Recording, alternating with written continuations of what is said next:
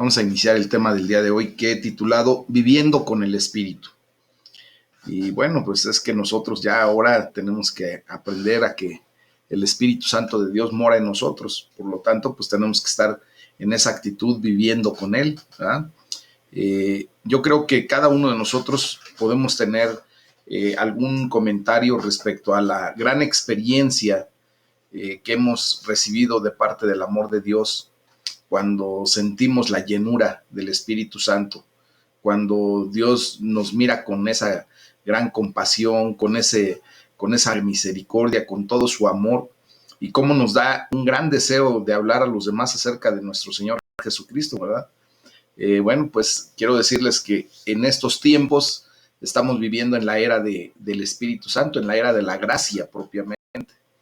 Y bueno, pues eso es una situación especial porque pues tenemos la gran bendición de que ahora Dios mismo habita en nosotros, está con nosotros y está para nosotros. En el Antiguo Testamento vemos cómo el Espíritu Santo venía sobre personas particulares y en momentos realmente específicos para propósitos muy particulares también. Vemos un ejemplo de como Isaías, ¿verdad?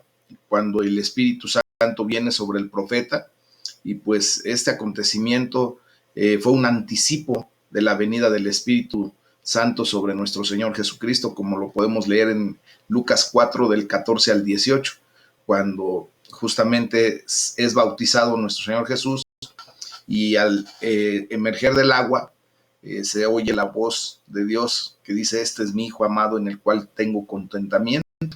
Y viene el derramar del Espíritu Santo sobre nuestro Señor Jesucristo. Entonces, ahora, después del día de Pentecostés, que propiamente este año se celebró el pasado domingo, el día 23 de mayo, bueno, pues ahora en Pentecostés, pues es el derramamiento del Espíritu Santo sobre todos los cristianos, ¿verdad? Desde ese día hermoso en adelante hasta que nuestro Señor Jesucristo venga por su iglesia, es que vamos a estar viviendo en la era de la gracia, mis amados hermanos. Fíjense que el libro de Proverbios pues nos anticipa lo que debería ser el vivir con el Espíritu. Ya después en el Nuevo Testamento pues vamos a ver cómo el cumplimiento de la vida impulsada por el Espíritu Santo se da pues a partir de que nosotros venimos al nuevo nacimiento. Y para ello pues vamos a leer de Proverbios 23, del versículo 19 al 28, cómo llevar una vida sabia, cómo tener sabiduría. Hemos visto que Dios siempre va a proveer a quien le pida, ¿verdad? Y bueno, dice la palabra de Dios, Proverbios 23, versículo 19 en adelante: oye, hijo mío, y sé sabio, y endereza tu corazón al camino. No estés con los bebedores de vino, ni con los comedores de carne, porque el bebedor y el comilón empobrecerán, y el sueño hará vestir vestidos rotos. Oye a tu padre, a aquel que te engendró, y cuando tu madre envejeciere, no la menosprecies. Compra la verdad y no la vendas, la sabiduría, la enseñanza y la inteligencia. Mucho se alegrará el padre del justo, y el que engendra sabio se gozará con él. Alégrese tu padre y tu madre, y gócese la que te dio a luz. Dame, hijo mío, tu corazón, y mira en tus ojos por mis caminos, porque abismo profundo es la ramera, pozo angosto la extraña. También ella, como robador, acecha y multiplica entre los hombres los prevaricadores.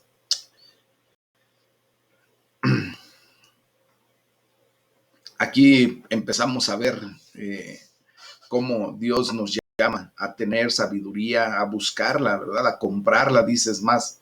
Pero pues para nosotros la gran bendición que tenemos es que solamente podemos pedirla al Señor y Él nos la dará abundantemente y sin reproche, dice su palabra. Y lo hemos venido viendo, hemos visto realmente cómo Dios ha provisto de esa sabiduría en nuestras vidas, pues desde que tomamos la gran decisión de seguir en su camino, de buscar su rostro día a día, de atender a su palabra, porque pues allí está la sabiduría, ¿verdad? Y bueno, ¿a qué se parece un estilo de vida sabio, mis amados? cómo llegar verdaderamente a ser sabio y dirigir nuestra vida por el camino recto. Bueno, pues el versículo 19 nos da la respuesta, ¿verdad? El Espíritu Santo, que es el espíritu de sabiduría, pues Él, ahora que mora en nosotros, es quien nos va dando la dirección adecuada y correcta para nuestra vida, para ir caminando de una manera especial y correcta delante de Dios. Por lo tanto, vivir según el espíritu de sabiduría y entendimiento, fíjense, significa tener cuidado primero con lo que comemos y con lo que bebemos. En la versión de El Mensaje dice: no bebas demasiado vino ni te embriagues, no comas mucha comida ni te engordes. Eso lo dice el Proverbio 23:20. Entonces, honestamente, mis amados, pues no debemos ser borrachos y mucho menos glotones, porque sabemos cuáles son las consecuencias de esos dos tipos de excesos que muchas veces nos damos a la tarea de tener, ¿verdad? También para adquirir sabiduría, pues debemos ver a quién escuchamos. La palabra de Dios nos enseña que debemos escuchar a tu Padre, quien nos engendró, y no despreciar a nuestra madre cuando sea anciana. Eso lo dice el versículo 22. Por lo tanto, el respeto por los padres es la marca de la sabiduría. Los hijos sabios, pues deben hacer que sus padres se sientan orgullosos de ellos. Ahora, cuando pues Dios te encuentra en el camino, cuando Dios tuvo misericordia por ti, te encuentra ya en una condición de orfandad, ya sea por parte de tu papá o por parte de tu mamá, si ya tus papás fallecieron, pues entonces el que se viene a constituir como padre de nosotros, pues es el Dios Todopoderoso, el Shaddai, y entonces la palabra de Dios se dirige completamente a escuchar a nuestro Padre Celestial, ¿sí? Y eso es lo que tenemos que aprender a hacer para verdaderamente tener una vida en sabiduría. Tenemos que también tomar mucho en cuenta, mis amados hermanos, cómo aprendemos. Fíjense que una mente curiosa, pues es la marca del espíritu de sabiduría, ¿no? Dice: compra la verdad, compra la sabiduría, compra educación, compra comprensión. Bueno, pues el espíritu de sabiduría nos despierta el hambre por la verdad y el conocimiento. Y lo más curioso es que también ese espíritu de sabiduría es el que nos guía a la verdad y a la justicia. Entonces, mis amados, hay que estar viendo cómo aprendemos. Y gracias al Señor, porque nos ha dado la palabra para la revelación de lo que Dios ha querido que tú y yo conociéramos de Él, supiéramos y tomáramos en consideración para tener una relación correcta delante de Dios y con Dios, ¿ok? También tenemos que cuidar mucho lo que pensamos para ser sabios. ¿Por qué? Pues porque simple y sencillamente, mis amados, nos convertimos en aquello que pensamos en nuestro corazón. Y por eso Dios nos dice: dame, hijo mío, tu corazón, ¿eh? Porque allí es donde todo comienza. La palabra de Dios también nos enseña que de toda cosa guardada, guardemos nuestro corazón y obviamente nuestra mente, para efecto de cuidar lo que pensamos. Ya el Señor nos ha dado un espíritu de dominio propio, mis amados, que nos debe llevar a cuidar lo que pensamos, porque muchas veces dejamos que nuestra mente empiece a divagar y entonces perdemos el dominio propio y muchas ocasiones ocasionamos a nuestra vida grandes problemas por dejar que nuestra mente, ¿verdad?, vuele en su imaginación y después haga conjeturas y se haga ideas que no son, y por eso tenemos que aprender a cuidar lo que pensamos, ¿ok? Recuerden que nosotros hemos hecho un pacto con Dios, un pacto de cuidar lo que pensamos, de cuidar nuestro corazón, cuidar lo que miramos, que es lo que voy a comentar. Dice la palabra de Dios en el versículo 26 que acabamos de leer: no pierdas de vista mis caminos. O sea, hay que cuidar lo que miramos para verdaderamente ser sabios. El hecho de vigilar lo que miramos, pues es una de las maneras de protección contra muchos problemas que nos podemos acarrear por el pecado. Imagínense que vigilar aquello que miramos, pues nos protege, por ejemplo, de la promiscuidad, de la inmoralidad sexual, de todo aquello que de repente, ¿verdad?, nos aleja de los caminos de Dios. Entonces, volvamos a reafirmar ese pacto que hemos hecho con Dios y delante de Él, de cuidar lo que vemos, cuidar lo que comemos, cuidar lo que bebemos, cuidar nuestra mente, nuestro corazón, ¿para efecto de qué? De llevar todos nuestros pensamientos cautivos hasta la obediencia a Cristo, mis amados. Es así como nosotros actuamos ya en sabiduría. Y ustedes no me van a dejar mentir porque ya han experimentado esto. Muchas ocasiones yo estoy cierto y seguro que cuando antes de Cristo venía algún problema, alguna circunstancia, reaccionaban de una manera severa, donde la ira se manifestaba de una manera increíble y traía eso consecuencias de pecado. Ahora yo sé, porque Dios está obrando en nuestras vidas, que poco a poco hemos ido teniendo cada día mayor dominio propio. Entonces, en ese entendido, cuando se vienen circunstancias, problemas, situaciones, por difíciles que sean, Dios nos ha dado ya la capacidad en sabiduría de primero pensar, razonar con la mente de Cristo, porque ahora también se nos ha dado la mente de Cristo, y de esa manera responder de una manera diferente, una manera en donde a lo mejor sí hay la necesidad de mostrar desacuerdo, de mostrar alguna molestia, demostrar hasta una ira, pero una ira santa, una ira donde pueda uno decir, ¿sabes qué? Mira, lo que me estás haciendo, lo que estás provocándome, me duele, me lastima, por favor ya no lo hagas. Cosa muy diferente a que antes, ¿verdad? Te hacían algo y te desquitabas, pagabas mal por mal, y pues ahora el Señor nos está enseñando a pagar ese mal con un bien, al momento de ser benignos, de poder expresarnos de una manera correcta. Entonces, en ese sentido, mis amados hermanos, tenemos que pedirle a Dios que nos llene hoy de su espíritu de sabiduría. Amén. Que nos permita y que nos ayude verdaderamente a que nuestra vida pues honre en todo momento a nuestro Señor Jesús. Eso es la realidad de lo que debemos vivir.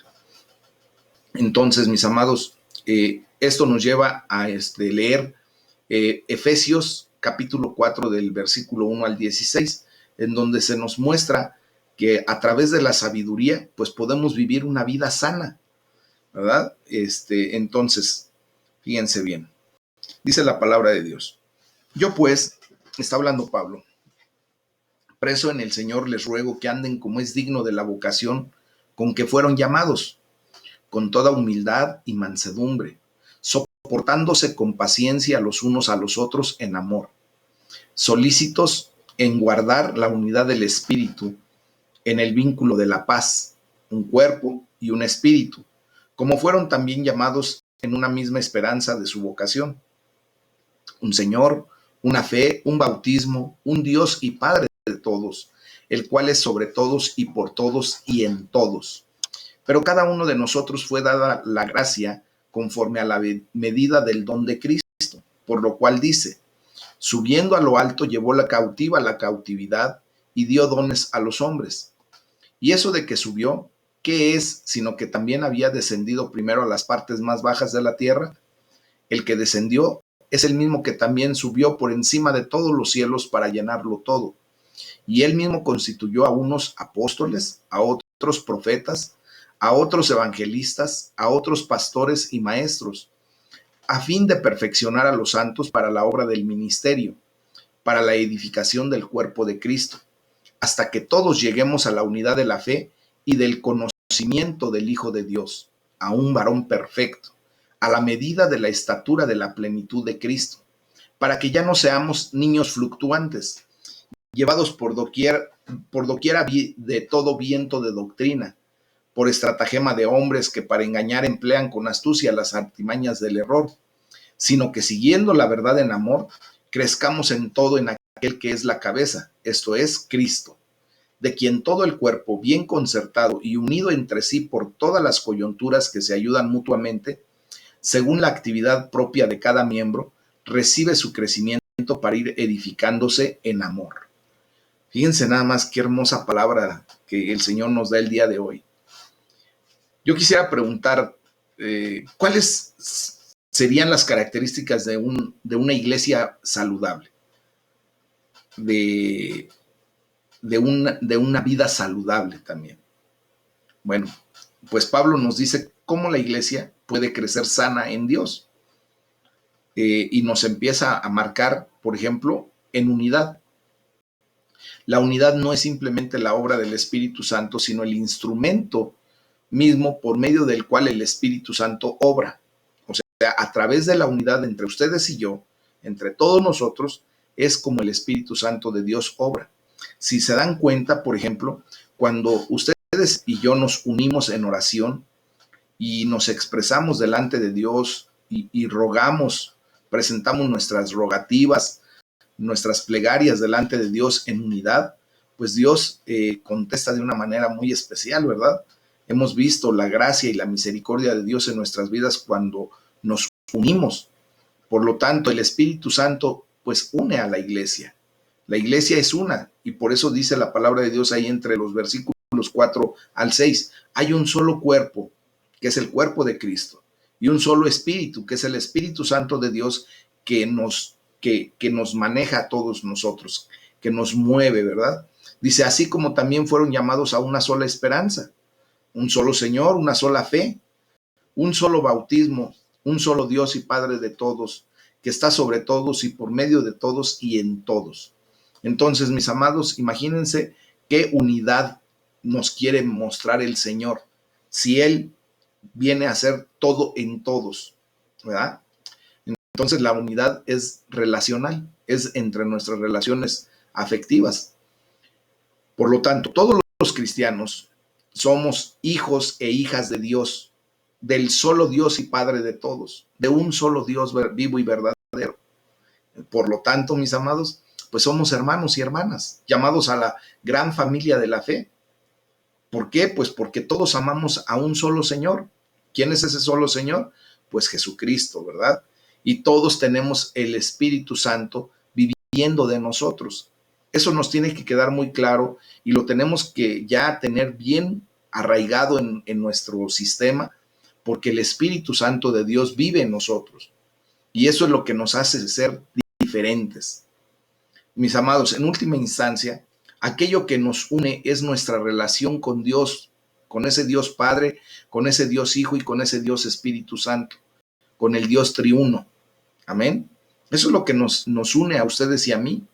Si se dan cuenta, la gloria sea para el Señor, pero pues todo este tiempo que hemos pasado y convivido juntos, no solamente por la enseñanza, pues ha sido porque nos une nuestra relación con Dios, esa bendita relación que tenemos entre Dios y nosotros, que es fácil poder pues platicar entre nosotros. ¿Por qué? Porque tenemos ese mismo sentir, ese mismo espíritu, esa unidad, mis amados.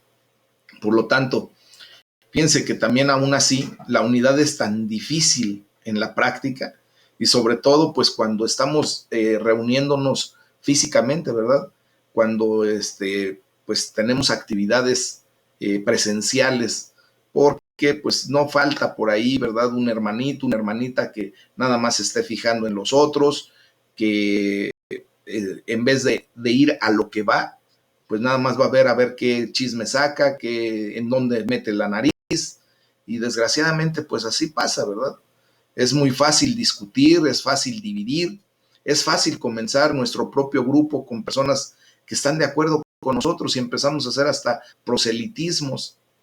Y bueno, en algún momento una hermana, he puesto ese ejemplo de una persona que llegaba constantemente y pastor, fíjese que ya vio a fulano de tal cómo viene y no se postra y no hace esto y no hace el otro, y ya vio a fulana de tal que no cantó bien y ya vio cómo se presentó la alabanza y bueno, la pregunta era, hermana, ¿a qué viene usted?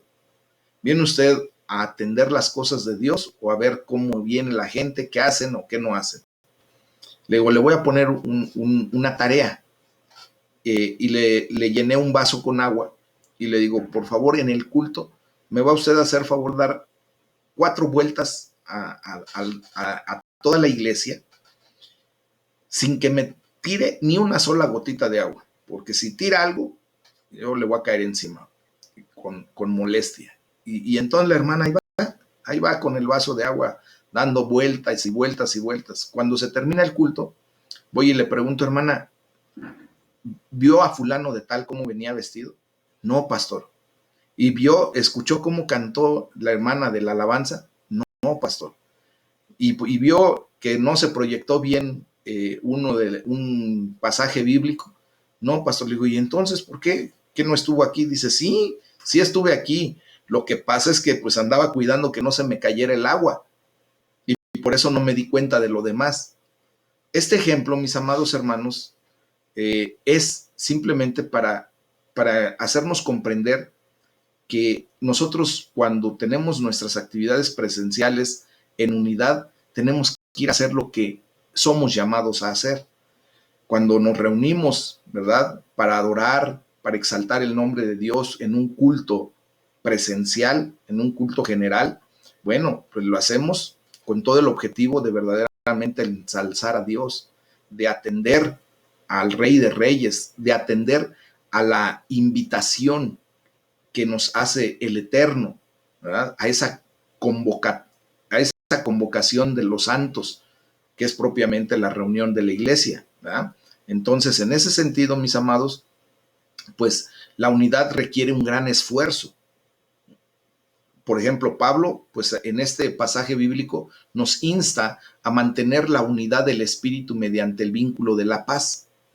Cuando vamos a la iglesia con paz en nuestro corazón, con una idea clara de adorar al Rey, de exaltarlo, bendecirlo, mis amados, de verdad que no habría motivo ni para división, ni para molestia, ni para chismes, ni para nada. Simplemente vendríamos a hacer lo correcto.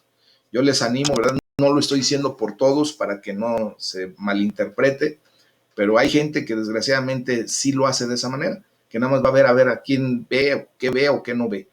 Entonces yo les animo en el nombre de Jesús a que cuando nos reunamos presencialmente, pues lo hagamos con un mismo espíritu, mediante el vínculo de la paz y del amor. Amén. Bueno, nosotros no debemos escatimar esfuerzos para hacer visible la unidad invisible de una iglesia, mis amados, a todos los niveles, ¿eh? Dentro de las iglesias locales, por ejemplo, ¿verdad? También entre las iglesias de una comunidad y entre todas las denominaciones. A final de cuentas, todos somos hijos de Dios, servimos al mismo Rey y de esa manera pues tenemos que poner todo nuestro esfuerzo para hacer visible la unidad invisible de una iglesia a todos los niveles. No sé si ustedes supieron de la situación que ocurrió hace poco tiempo, en donde después de una gran lluvia se desbordó un río y bueno, la iglesia Vida Nueva para el Mundo, una iglesia local de aquí de Toluca, sufrió graves daños, muchos daños tremendos.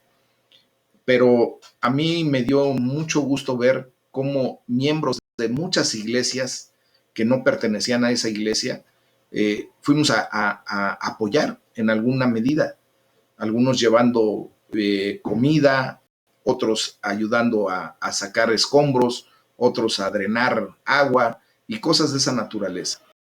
Aquí se vio la unidad en la fe, ¿verdad?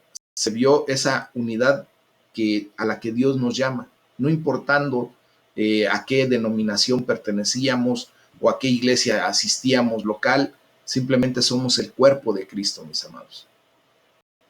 Entonces, es así como debemos vivir una vida sana, ¿verdad? En sabiduría, en ese sentido, en donde vivimos con el Espíritu Santo de Dios. Fíjense que antes de ir a la cruz, nuestro Señor Jesucristo oró para que la iglesia fuera una y para que el mundo creyera. Eso lo podemos leer en el Evangelio según San Juan, capítulo 17, de los versículos 21 al 23. Y esta unidad está fundada en la unidad de Dios, o sea, en ese Dios triuno, por lo que nunca puede ser a expensas de la verdad. Entonces, esta condición nos debe de llevar a entender que la unidad del Dios Padre, Dios Hijo y Dios Espíritu Santo es tan perfecta que la quiere proyectar hacia la vida de sus hijos, de nosotros. Entonces debemos continuar pues siempre diciendo la verdad en el amor. Y como escribe un autor llamado John Stott, lo voy a citar tal cual, dice: la verdad se vuelve difícil si no es suavizada por el amor. El amor se vuelve blando si no es fortalecido por la verdad. Entonces, tenemos que ser coherentes en ese sentido. Cuando yo les digo alguna verdad, muchas veces me han hecho el reclamo de que soy muy áspero y le he pedido a Dios que por favor pues me ayude a suavizar hasta mis gestos, mi forma de decir las cosas, para que lo sientan en amor y que eso pues venga a ser fructífero, ¿verdad? Pero también quiero decirles que en muchas ocasiones no solamente les puedo o les debo hablar en amor siempre, porque el amor cuando se vuelve blando, se vuelve blando si no es fortalecido con la verdad, y la verdad no peca, pero incomoda, así dice el dicho, ¿verdad? Entonces muchas cosas tenemos que ir poniendo en orden, en sabiduría, porque el Espíritu Santo de Dios mora en nosotros y Él es el que nos da el equilibrio. Entonces, cuando ustedes tengan que hacer una observación, cuando ustedes tengan que señalar alguna situación, háganlo en amor, que sea la verdad, pero en amor. Amén. Entonces, esto pues nos lleva a ver cómo Pablo describe las características que ayudan a esta unidad. Primero nos pide que seamos siempre humildes y amables, pacientes, tolerantes unos con otros en amor. Fíjense nada más, cuando nosotros nos reunimos y cuando, por ejemplo, aquí en este foro, pues nos presentamos en una condición de humildad verdaderamente hablando, pues se siente un ambiente agradable, ¿verdad? Cuando nosotros nos presentamos amables y pacientes, cuando nos toleramos los unos con nosotros en amor, pues se siente un ambiente favorable como para poder mantenernos en esa unidad. Las características que ayudan a esta unidad, pues también es la diversidad, mis amados. Unidad no significa uniformidad, o sea, la unidad puede venir de la diversidad de todo lo que nosotros somos, ¿verdad? Y podemos ser unidos como Dios nos llama a ser. El Espíritu Santo trae unidad y también diversidad. Tú y yo somos muy diferentes, no solamente en nuestro aspecto físico, no solamente porque pudiera ser diferente a mí por ser mujer, sino que también somos diferentes en muchas áreas de nuestra vida, en la cultura que hemos tenido, en la educación que hemos recibido. Todo eso nos hace ser diferentes y hay diversidad, pero aún con toda esa diversidad podemos vivir en unidad. ¿Por qué? Porque el Espíritu Santo es el que nos llama a esa condición. Pablo, de hecho, nos continúa explicando ahí en el versículo 7, dice: pero a cada uno de nosotros se nos ha dado gracia en la medida en que Cristo ha repartido los dones. Y seguramente, pues, todos podemos preguntarnos, ¿qué dones me ha dado Dios? Bueno, pues hay que investigar los dones que Dios ha puesto en la vida de cada uno de ustedes para efecto de ponerlos también en práctica. Dice el versículo 10, Jesús ascendió por encima de todos los cielos, pero también ha regresado a la tierra en la persona del Espíritu Santo, a través del cual ahora se dan dones diferentes a cada uno de nosotros en la iglesia. Eso lo leímos ahí entre los versículos 10 al 12. Por lo tanto, fíjense bien lo que les voy a declarar. Cada uno de nosotros en la iglesia somos ministros. Efectivamente, así como lo oyes, tú eres un ministro de Dios. Y muchas veces pueden decir, pero es que yo ni siquiera participo en nada, solamente estoy escuchando. Quiero decirte que Dios te ha llamado pues a ser también su embajador, su ministro. Y muchas ocasiones has hecho esas funciones correctamente, aún sin hablar, simplemente por el comportamiento diferente que Dios ha provisto, que ya ha provocado en tu vida. Ese cambio radical que de repente has empezado a mostrar a la gente, pues está ministrando la vida de esas personas porque te ven diferente, porque el Espíritu Santo de Dios está obrando en ti. Entonces, tenemos que caer en claro de que la palabra para el servicio significa ministerio. Y por lo tanto, tú estás llamado a un servicio, a servirle a Dios primeramente y a servirle a tu prójimo. Por lo tanto, tú tienes un ministerio. Independientemente de que en la iglesia levantes la voz o no, hagas algo, a final de cuentas tú tienes un ministerio delante de Dios. O sea, tienes que estar en servicio activo, no solamente para Dios, que es lo primero, sino también para tu prójimo. Y a todos y cada uno de nosotros se nos han dado dones diferentes, por eso es la diversidad. Pero esos dones diferentes, cuando los juntamos, cuando venimos a la unidad, pues hacemos muchas cosas para la gloria de Dios. Ejemplo de estos dones, primero, también Dios nos dio madurez, mis amados.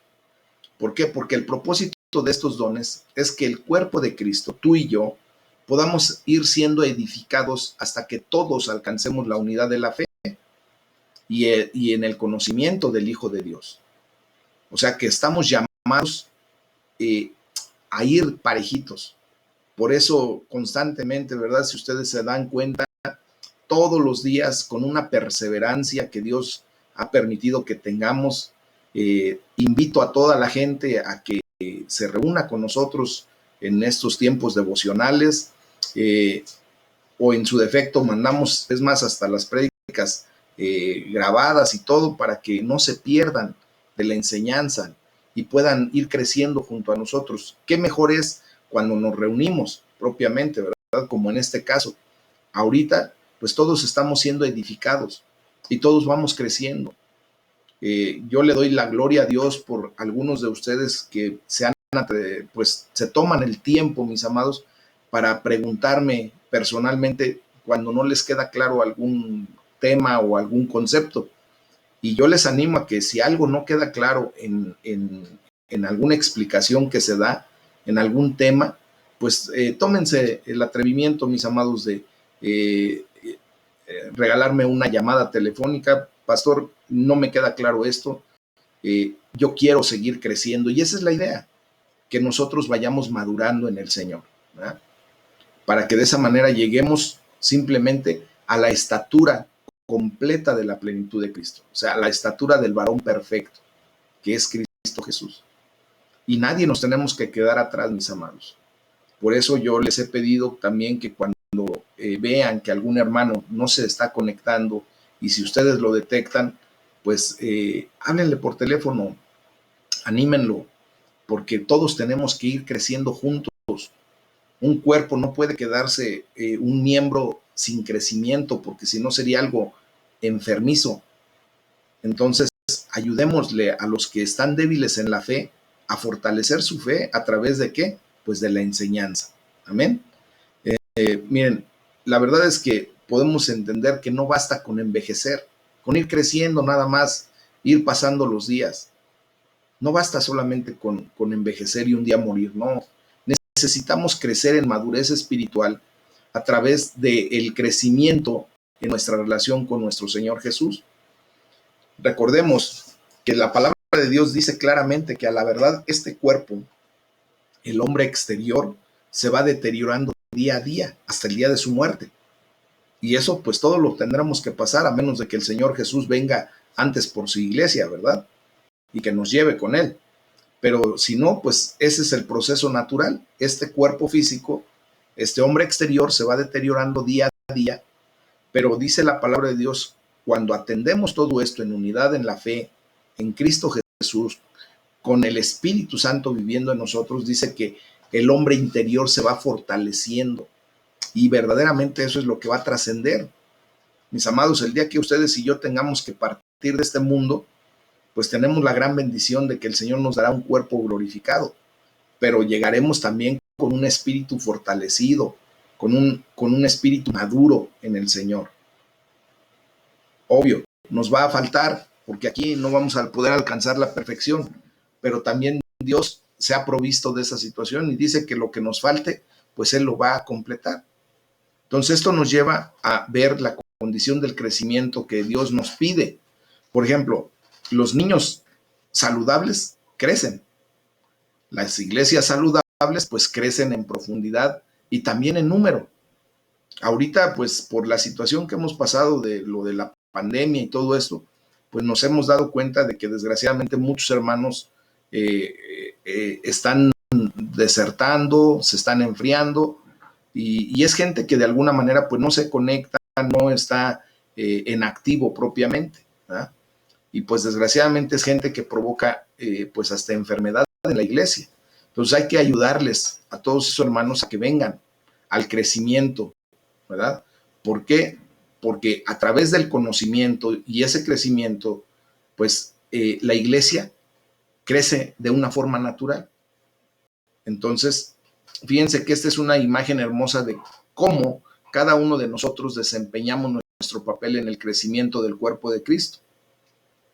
Al estar pendientes los unos de los otros, soportándonos con amor, teniendo ese mismo sentir, ese mismo espíritu, ese mismo deseo. Yo quisiera contagiarlos, ¿verdad?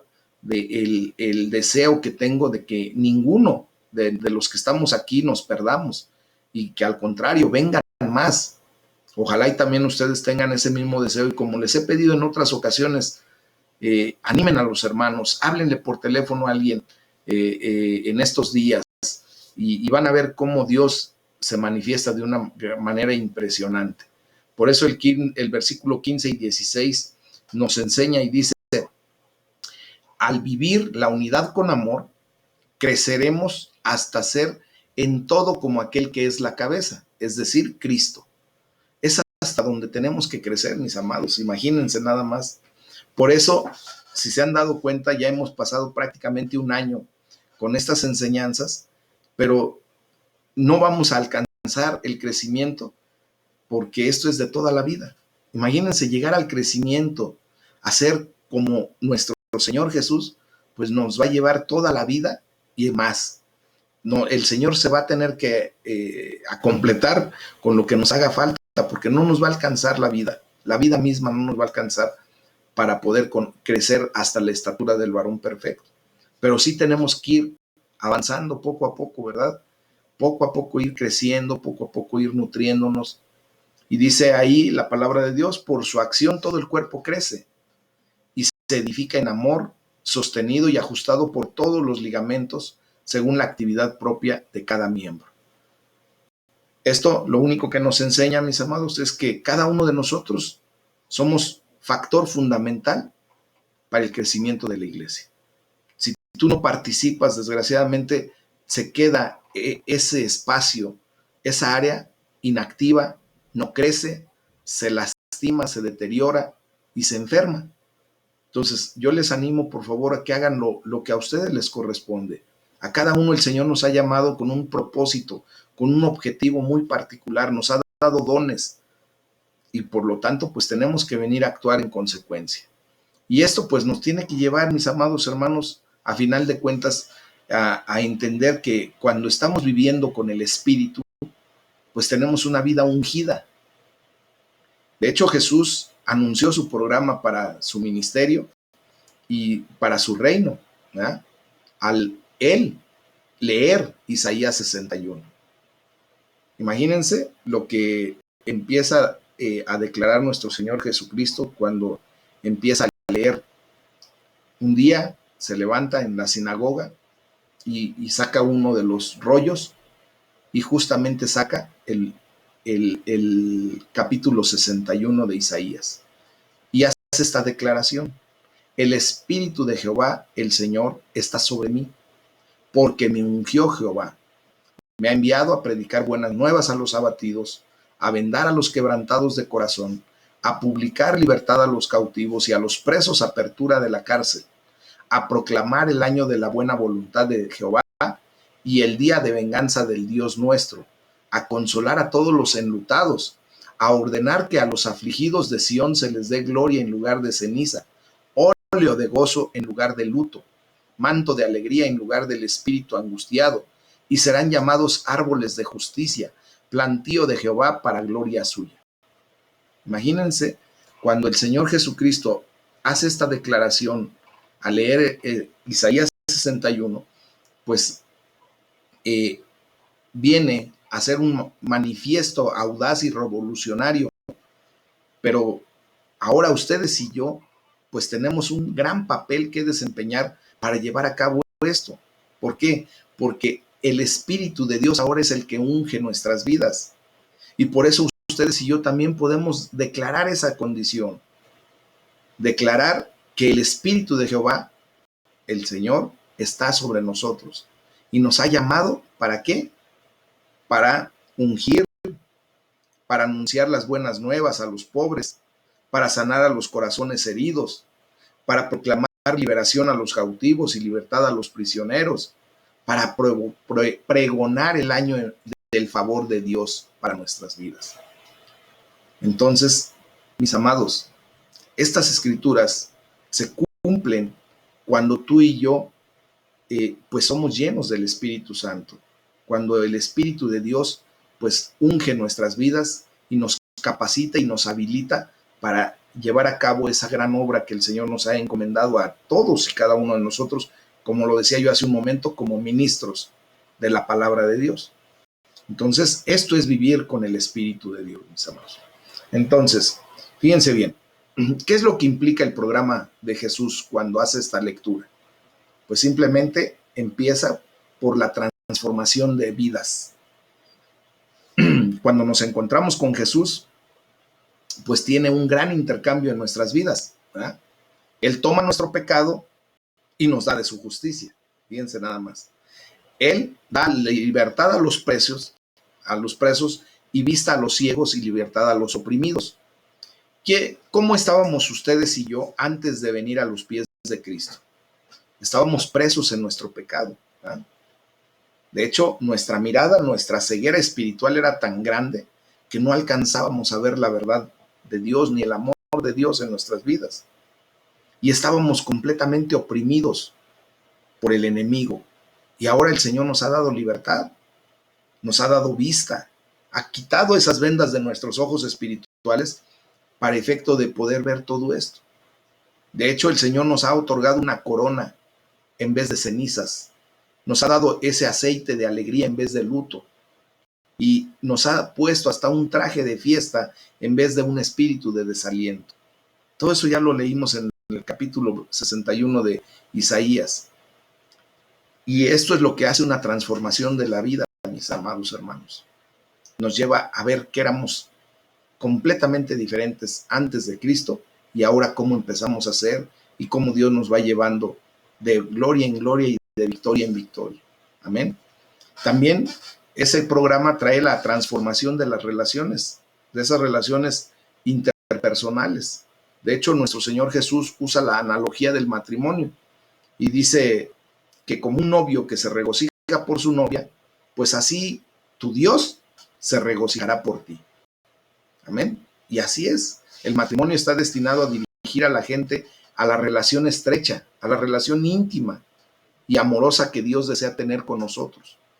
O sea, lo está tomando como una analogía, como un ejemplo para que nosotros podamos ver cómo Dios quiere unirse a nosotros tan íntimamente, tan estrechamente y tan amorosamente, ¿verdad? Entonces, una sociedad fuerte se basa en familias fuertes y las familias fuertes pues se basan en matrimonios fuertes, mis amados. Por eso Dios nos lleva a una transformación en nuestras relaciones.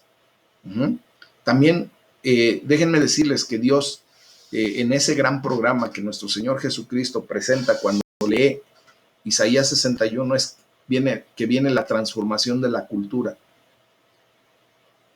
Nosotros vemos cómo las ciudades tienden a ser fuentes de la cultura, pero allí en Isaías 61:4 dice la palabra de Dios que reconstruirán las ruinas antiguas y restaurarán los escombros de antaño, repararán las ciudades en ruinas y los escombros de muchas generaciones. Bueno, pues como les digo, el programa de nuestro Señor Jesús implica también la transformación de esas montañas de influencia influencia, como son el gobierno, la educación, el mercado, los medios de comunicación, las artes y hasta el entretenimiento, ¿verdad? Pues Dios nos lleva a transformar todo eso, pero para ver que todo eso debe ser para la gloria de Dios. Y por lo tanto nos lleva a la transformación de la sociedad. Una sociedad transformada implicará abordar cuestiones como la pobreza, ya que Jesús, ¿qué vino a predicar? Pues las buenas nuevas, ¿a quiénes? A los pobres, ¿verdad? Y también va a implicar asuntos de justicia para ver a nuestra sociedad transformada. Eh, Recordemos que una gran parte del sufrimiento del mundo es causado por la injusticia. Y, y pues allí, mis amados hermanos, en el versículo 8 de Isaías 61 dice: yo, el Señor, amo la justicia, pero odio el robo y la iniquidad. Entonces, si vamos viendo ese programa de acción que trajo nuestro Señor Jesucristo, pues es integral, completo. También nos lleva a la transformación del liderazgo. ¿Por qué? Porque el liderazgo es clave en cualquier sociedad. Y en el versículo 6 dice: pero a ustedes los llamarán sacerdotes del Señor, les dirán ministros de nuestro Dios. Por eso la declaración que hice hace rato de que tú eres un ministro de la palabra de Dios, que tú tienes un trabajo, ¿verdad?, para el servicio primeramente a Dios y a tu prójimo. Tú has sido llamado para ser un líder en el nombre de Jesús. Y así es como debemos comportarnos, mis amados. Vamos a orar, vamos a pedirle al Señor que nos unja hoy con su Espíritu Santo para que podamos traer buenas nuevas a los pobres. ¿No te gustaría eso? Para vendar a los quebrantados de corazón, para consolar a los que lloran y para ver vidas transformadas. Esas vidas que de repente las vemos todas en cenizas, en ruinas, para que sean transformadas a la belleza. Para que ese luto que de repente vivimos en nuestras vidas sea transformado en alegría. Y para que de esa desesperación en la que nos encontramos en muchas ocasiones sea transformada en alabanza para la gloria y honra de nuestro Dios. ¿Cómo ven? ¿Será justo que el Señor reciba la alabanza, la gloria y la honra de nuestros labios, mis amados hermanos? Con todo esto que el Señor nos está enseñando, yo creo que sí. Es el tema del día de hoy. Vamos a orar.